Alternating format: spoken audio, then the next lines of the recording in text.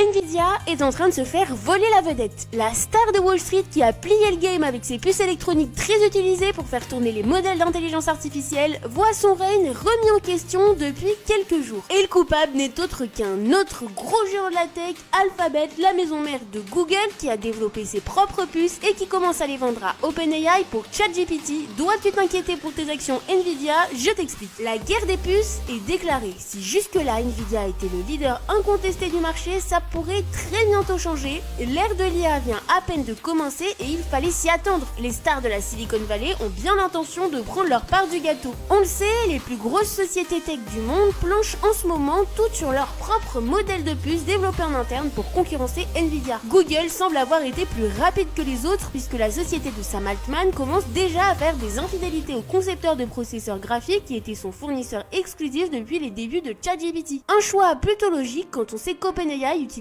déjà partiellement Google Cloud pour héberger ChatGPT et les interfaces de programmation d'applications associées. Je te rassure, pour l'instant il est trop tôt pour affirmer que cette décision va complètement redistribuer les cartes du marché des puces d'IA qui est aujourd'hui largement dominé par Nvidia. Mais la recherche d'alternatives se fait de plus en plus sentir en raison du coût élevé des produits du groupe californien.